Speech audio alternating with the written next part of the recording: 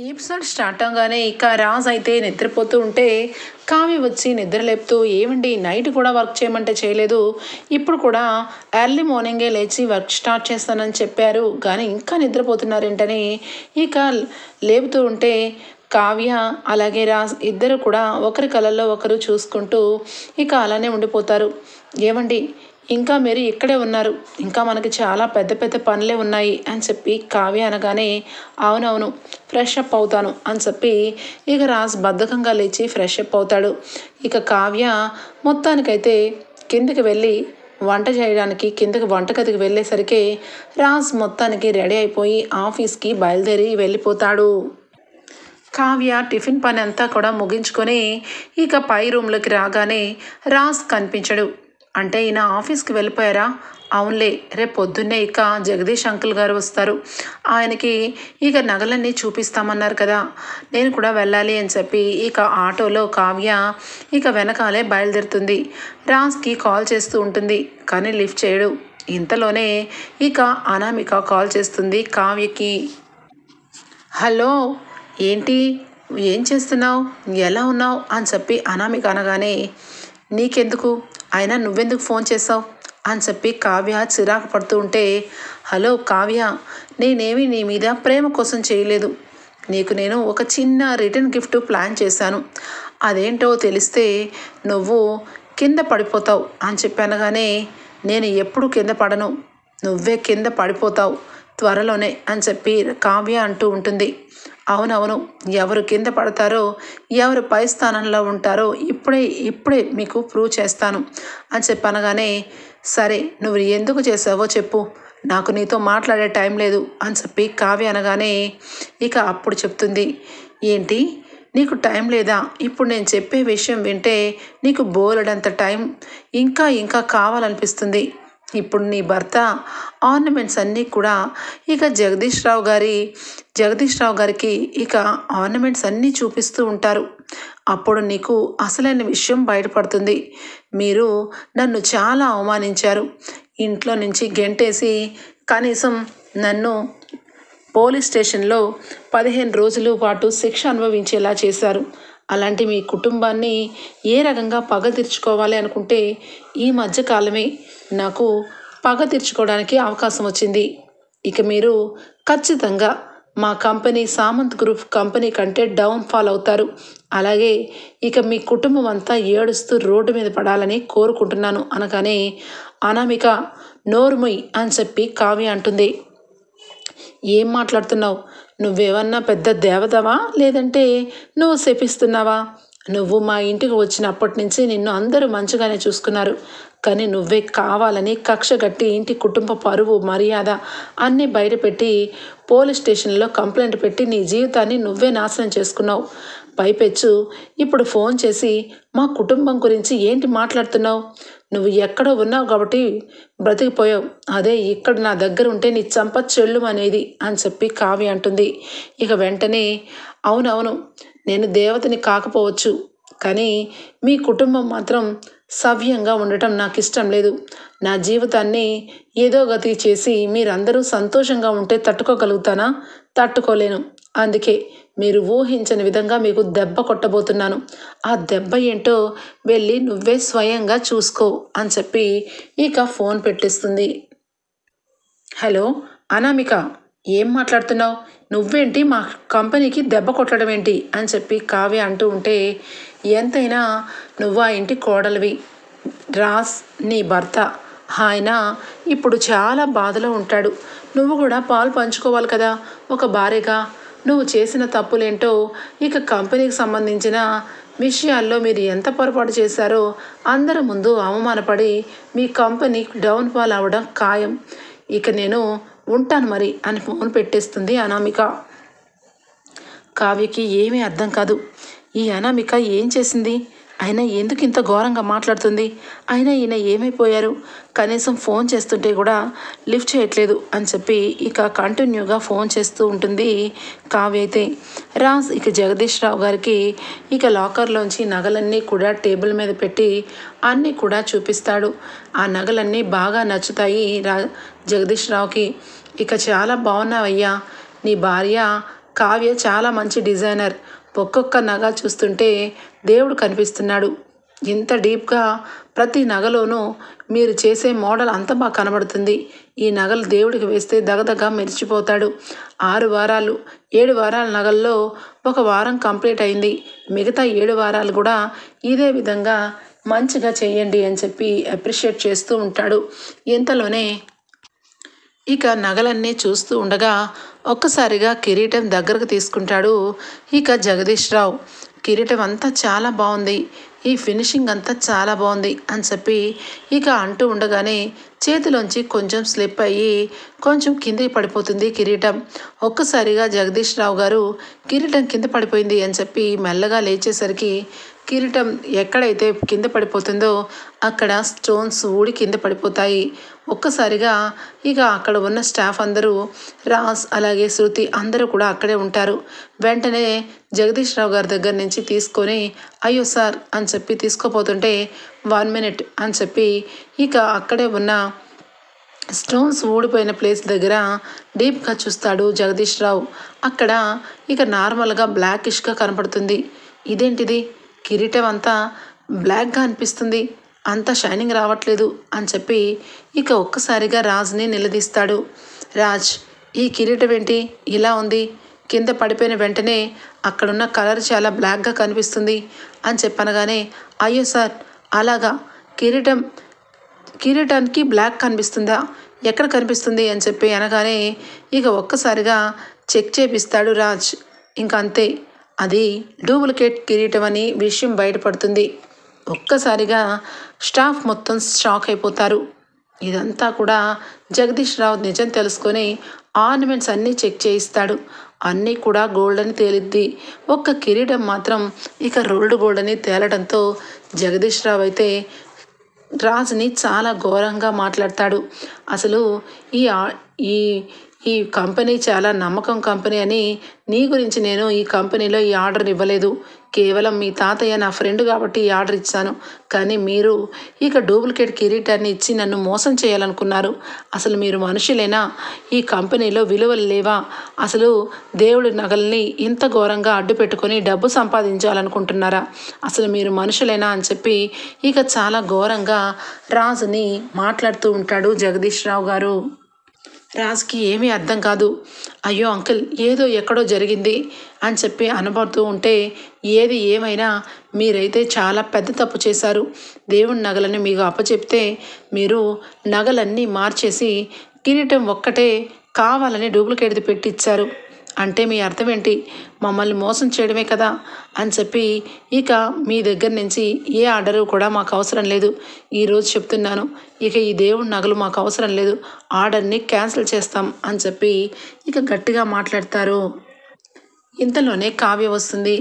కావ్య రాగానే జగదీష్ రావు గారు రాజ్తో గట్టిగా మాట్లాడుతూ ఉంటే అయ్యో మీరు ఆవేశపడమాకండి, ఇందులో ఏదో తప్పు జరిగింది, కావాలని ఎవరో చేశారు, ఇది బంగారంది కాదని మాకు కూడా తెలీదు, ఇక్కడ ఏదో తప్పిదం జరిగింది అనగానే అదంతా నాకు అనవసరం అమ్మా.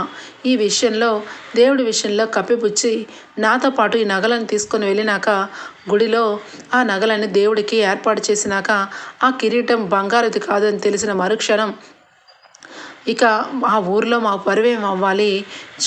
అందరి దృష్టిలో మేము దేవుణ్ణి కావాలని ఎగతాళి చేస్తామని అనుకోరా?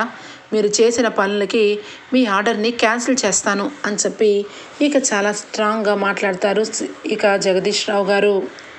ఇక కావ్య కూడా ఏమీ మాట్లాడలేదు.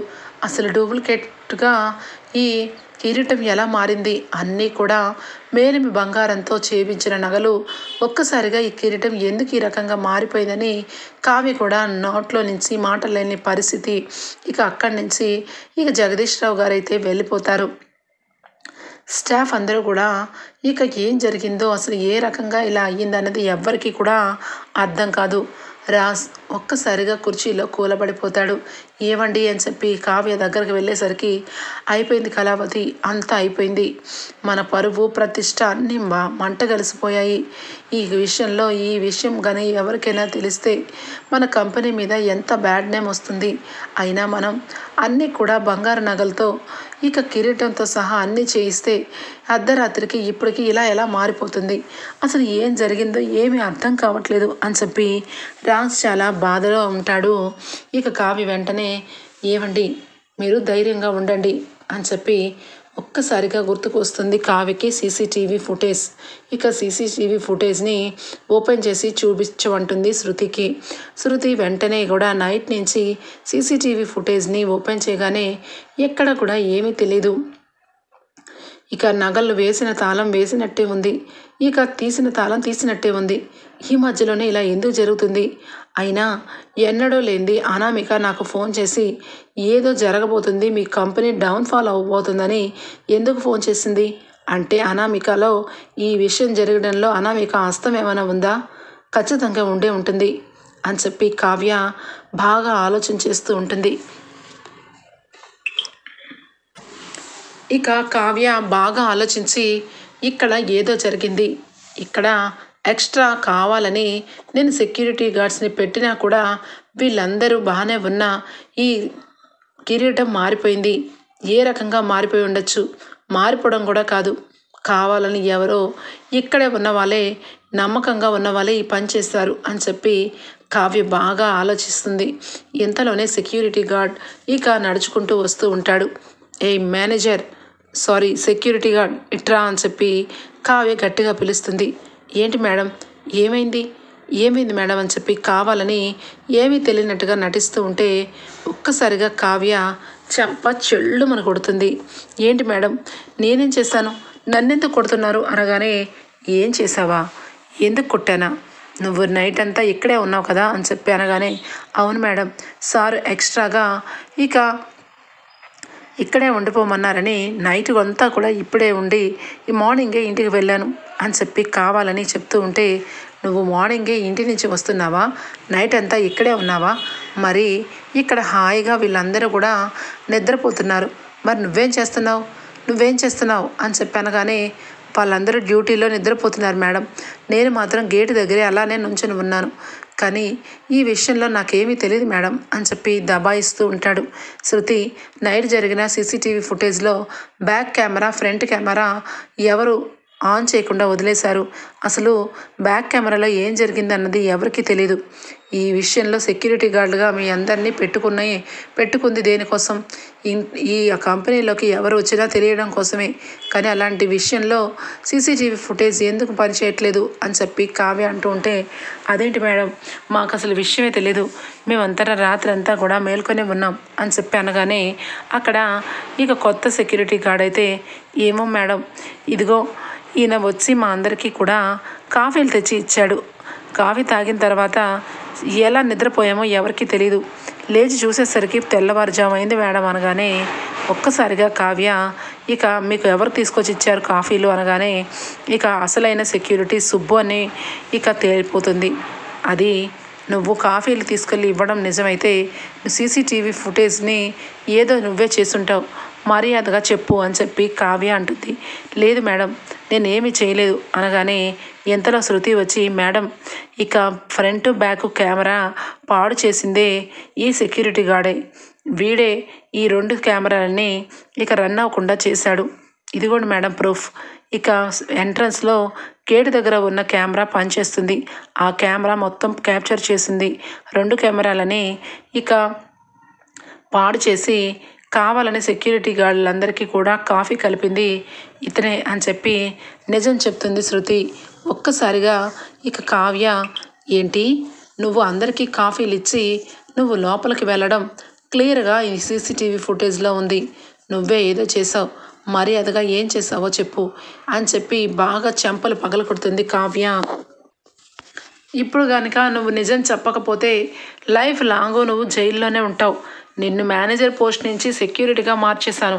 ఈ సెక్యూరిటీ పోస్ట్ కూడా తీసేసి చిప్పకూడు తినిపిస్తాను అని చెప్పి కావ్య ఇక చెంపలు పగల కొడుతుంది ఆ సెక్యూరిటీ గార్డ్ది.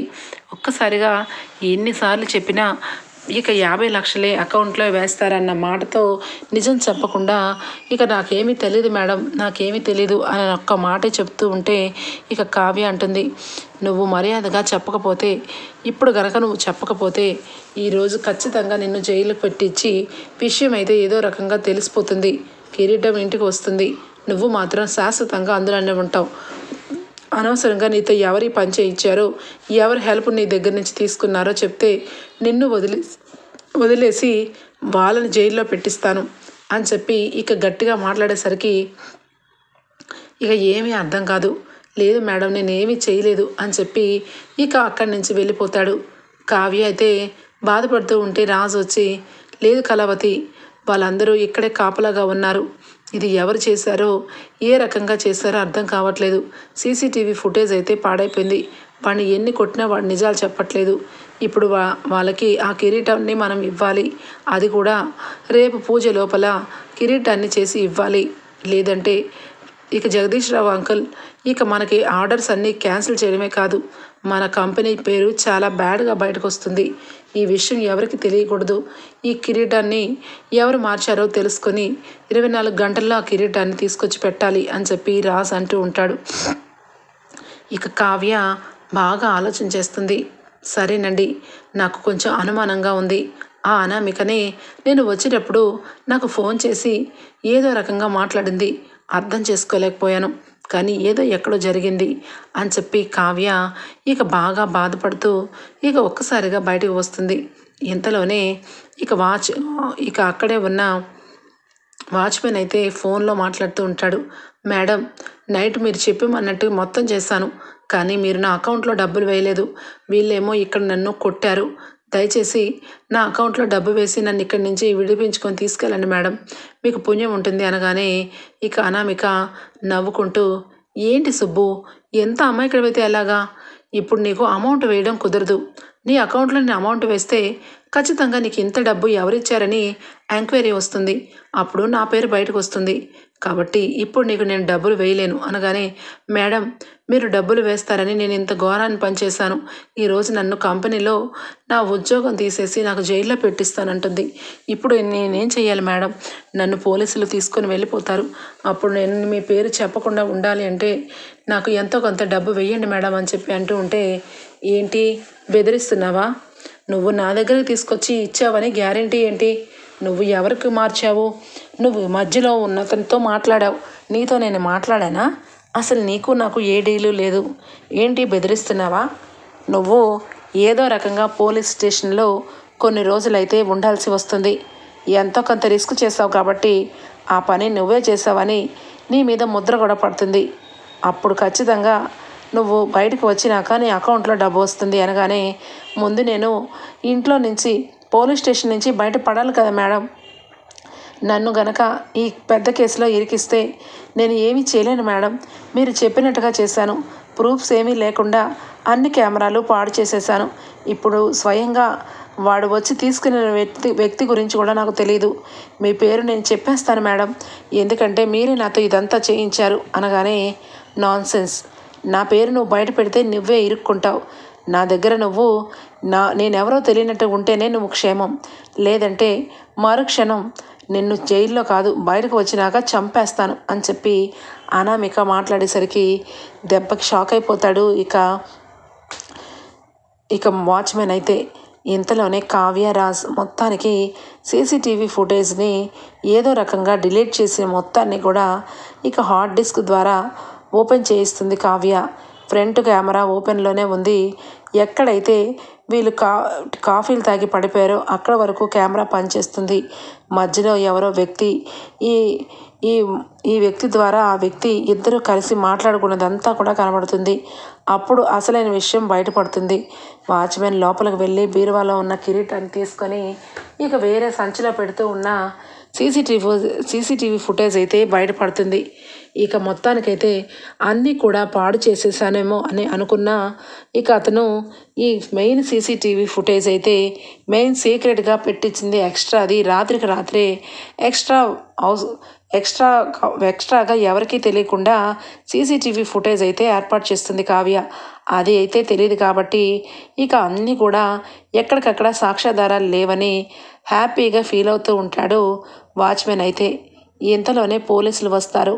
ఒక్కసారిగా మనిషిని పట్టుకొని ఎందుకు ఇంత పని చేసావు అనగానే, లేదు సార్, నేను ఏ పని చేయలేదు, నన్ను వీళ్ళందరూ అనుమానిస్తున్నారు, నేను నిజంగా తప్పు చేయలేదు అనగానే రాజ్ కావ్య వచ్చి, చూస్తున్నారేంటి, వీడిని అరెస్ట్ చేయండి, వీడు ఇలాగే అబద్ధం చెప్తూ ఉన్నాడు, కానీ వీడు చేసిన పని మొత్తం కూడా రికార్డ్ అయింది అనగానే కావ్య వచ్చి, నేను ముందే చెప్పాను నీ చేత ఎవరి పని చేయించారో చెప్తే నువ్వు బతికిపోతావని. నీకు తెలియదు ఏంటో తెలుసా, ఎక్స్ట్రా సీసీటీవీ ఫుటేజ్ని నేను పెట్టించిన సంగతి మీకెవరికీ తెలియదు.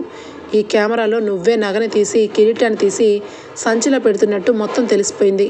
24 గంటల్లో ఆ కిరీటం ఇక్కడ ఉండాలి, లేదంటే నిన్ను పూర్తిగా శాశ్వతంగా చెప్పకూడదు తినేలా చేస్తాను, గుర్తుపెట్టుకో అని చెప్పి ఇక కావ్య అంటూ ఉంటుంది.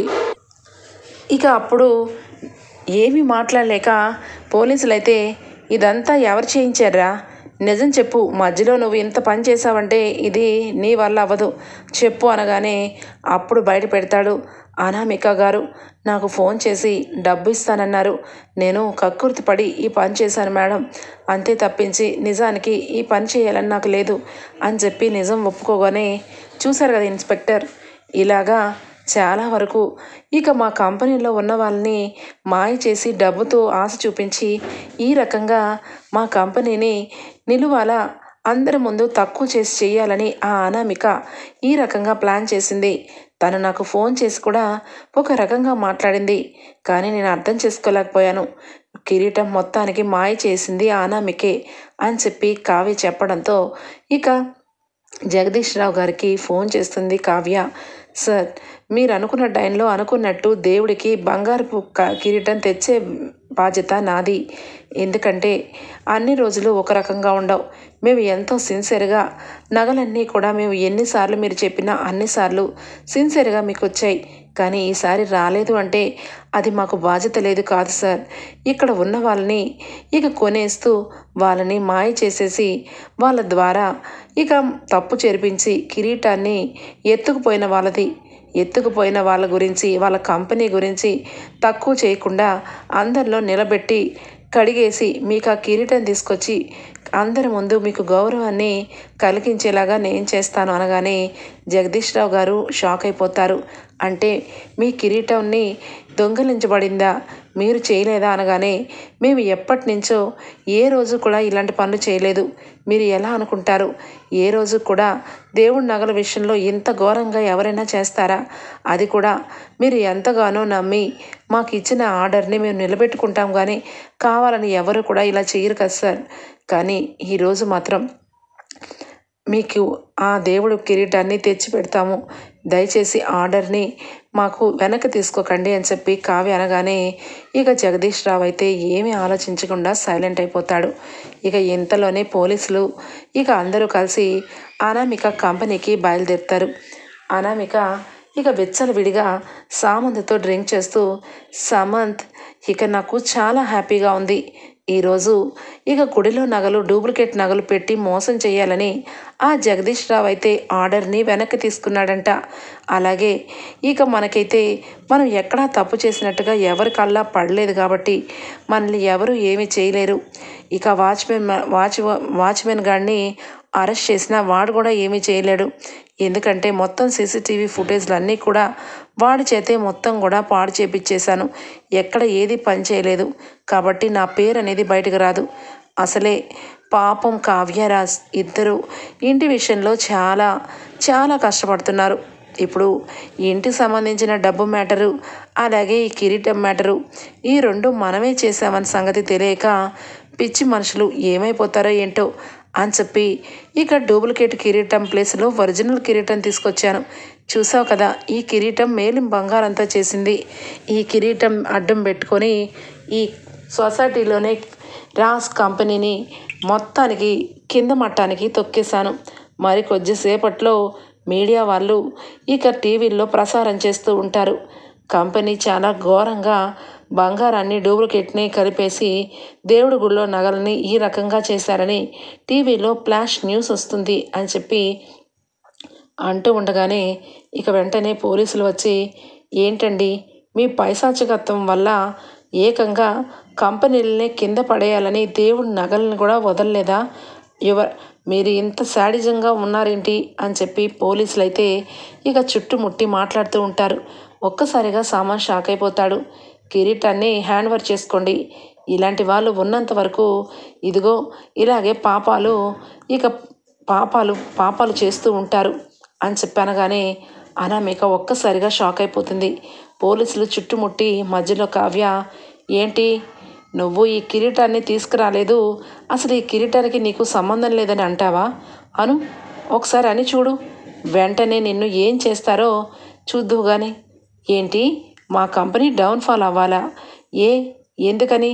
న్యాయంగా వెళ్తున్న కంపెనీ డౌన్ఫాల్ అవుతూ మీ కంపెనీని ముందుకు రావాలని దేవుడి నగలతో చెలగాటమాడతావా? అందుకే ఆ దేవుడు సీసీటీవీ ఫుటేజ్ని నువ్వెంత నాశనం చేసినా నీకంటే 2 ఆకులు ముందే చదివాను కాబట్టి మొత్తం సీసీటీవీ ఫుటేజ్ అన్నీ కూడా సీక్రెట్గా నేను మెయింటైన్ చేస్తున్నాను. నేను పెట్టిన కెమెరాలు నువ్వు చెప్పినా వాడికి తెలీదు. అందుకే అన్నీ కూడా వాడు దొంగతనం చేసినప్పటి నుంచి నువ్వు వాడితో ఫోన్లో మాట్లాడుతున్న మ్యాటర్ వరకు అంతా కూడా సీసీటీవీలో ఉంది. అదంతా పోలీసులకి నేనే పంపించాను. ఇప్పుడు నిన్ను అరెస్ట్ చేయడానికి ఈ ఒక్క ప్రూఫ్ చాలు కదా. నువ్వు మొత్తం ప్రూఫ్స్ అన్నీ తగలపెట్టేశానని నువ్వనుకుంటున్నావు, కానీ మీ కంపెనీలో ఉన్న సీసీటీవీ ఫుటేజ్ అయితే ఎవరు కూడా తగలపెట్టకుండా ఉంటారు కదా. ఒకసారి సీసీటీవీ ఫుటేజ్ అంతా చూడండి అని చెప్పి పోలీసులు చెప్పడంతో చుట్టువైపులా అందరూ కూడా ఇక మొత్తానికి సీసీటీవీ ఫుటేజ్ అనామిక కంపెనీలో ఆన్ చేయగానే అనామిక కిరీటాన్ని తీసుకెళ్ళి లోపల పెట్టినట్టు ఇక ఎవరూ లేని టైంలో సామంతో కంపెనీ గురించి చాలా ఘోరంగా మాట్లాడడం ఇదంతా కూడా బయట పెట్టిస్తుంది. ఇదంతా కూడా కంపెనీ నాశనం అయిపోవడానికి అనామిక చేసిన పన్నాగమని అందరి ముందు ప్రూవ్ చేస్తుంది కావ్య. ఇక ఇంతలోనే ఇక రాజగోపాల్ గురించి కూడా విషయం బయటపడుతుంది. ఇదంతా సీరియస్గా జరుగుతున్న సమయంలో రాజగోపాల్ అక్కడికి వస్తాడు. రాగానే ఇక అందరూ ఆశ్చర్యపోతారు. ముఖ్యంగా రాజ్, నాకు ఫోన్ చేశావు కదా, నేనే వెళ్ళి పోలీసులు లొంగిపోతానని, నీ చేత ఎవరు చేయించారో అది కూడా అందరి ముందు చెప్పు అని చెప్పి రాజ్ చెప్పగానే అనామిక కుట్రని రాజగోపాల్ అయితే ముందుగానే పసిగడతాడు. ఇక రాజ్ వాళ్ళకి అన్యాయం చేశాను, ఈ రాక్షసు మాటలు నమ్మి ఇక నేను పెద్ద ఆయన సంతకాన్ని వాడుకొని ఇక మొత్తానికైతే కంపెనీని బోర్డు తిప్పేసేలాగా చేసింది. నన్ను కూడా వాడుకొని ఉపయోగించుకుంది. ఈ కిరీటం విషయంలో కూడా ఇక అక్కడ ఉన్న సెక్యూరిటీతో మాట్లాడి అతన్ని ఉపయోగించుకుంది. ఈ ఆడది సామాన్యురాలు కాదు, వాడుకున్నంత వరకే వాడుకొని అవసరం తీరిపోయినాక మనల్ని పక్కన పడేస్తుంది. నేను అనవసరంగా దేవుళ్ళ లాంటి రాజ్ కంపెనీకి ద్రోహం చేశాను. సంతకాన్ని యూజ్ చేసుకొని అందరి ముందు కంపెనీ ఎత్తేసేలాగా చేసిన ఐడియా ఇచ్చిందే ఈ అనామిక. ఈ విషయం చెప్పడం కోసమే నేను వచ్చాను. నన్ను అరెస్ట్ చేయండి. నేను అన్నిటికీ నిలదొక్కుని అన్నిటికీ ఒప్పుకుంటున్నాను. నిజానికి ప్రతి పని కూడా ఈ అనామిక నా వెనకాల ఉండి చేయించింది అని చెప్పి రాజగోపాల్ చెప్పడంతో ఇక అక్కడే 2 విషయాల్లోనూ అనామిక హస్తం ఉందని తెలుసుకున్న పోలీసులు అనామికని అరెస్ట్ చేస్తారు, సామంత్ని అరెస్ట్ చేస్తారు. ఇద్దరిని కూడా సెల్లోకి తీసుకొని వెళ్ళి సెల్లో వేస్తారు. ఇక కంపెనీ విషయంలో ఇటు నగల విషయంలో ఇంత ఘోరంగా దొంగతనం చేయించిందని ఇక జగదీష్ రావుకి తెలిసిపోతుంది. విషయం అంతా కూడా తెలుసుకున్న పోలీసులు జగదీష్ రావు గారికి ఇక నగలన్నీ కూడా ఇక కంపెనీ తరపున ఇప్పించడం జరుగుతుంది. ఇక చాలా బాధపడతారు జగదీష్ రావు గారు. ఎన్ని సంవత్సరాల నుంచి మీ తాతయ్యతో పాటు బిజినెస్ చేశాను, కానీ ఈ విషయంలో నేను ఎలా మర్చిపోయాను, అనవసరంగా మిమ్మల్ని అపార్థం చేసుకున్నాను, నన్ను క్షమించండి అయ్యా, మీ చేతులతోనే దేవుడికి నగలని సమర్పించండి అని చెప్పడంతో ఇక కావ్యరాజు అయితే మొత్తానికైతే ఆ నగలని దేవుడికి సమర్పిస్తారు. ఇక 6 వారాల నగలను కూడా ఆర్డర్ అయితే క్యాన్సిల్ చేయకుండా క్షమాపణ చెప్తారు జగదీష్ రావు గారు. ఇదంతా కూడా దుగ్గిరాల కుటుంబానికి విషయం అయితే మొత్తానికి తెలుస్తుంది. కావ్య రాజ్ ఇద్దరు కూడా కష్టపడి ఇక ఇంటి గౌరవాన్ని కాపాడినందుకు, అలాగే దొంగలని పట్టించినందుకు ఈ విషయం అంతా తెలిసిపోతుంది. నా కొడుకు కోడలు ఎందుకు ఇంత ఘోరంగా ఇంట్లో విషయాల్ని సీరియస్గా తీసుకున్నారో ఇప్పుడు అర్థమైంది. నా కోడల్ని అపార్థం చేసుకున్నాను అని చెప్పి ఇక అపర్ణ అయితే చాలా బాధపడుతుంది. ఆస్తిని కాపాడడం కోసం కావ్య అందరి దగ్గర చెడ్డదానిలాగా మారిపోయినట్టుగా అనుకున్నాం, కానీ కావ్య ఎప్పటికీ కావ్యనే అని చెప్పి ఇంట్లో అందరూ కూడా కావ్యరాజుని మెచ్చుకోవడం జరుగుతుంది. ఓకే ఫ్రెండ్స్, రాబోయే ఎపిసోడ్స్లో ఈ విధంగా జరగబోతుంది. మీకు కనుక నచ్చినట్లయితే ఒక లైక్ ఇచ్చేయండి friends. Bye, take care, thank you for watching.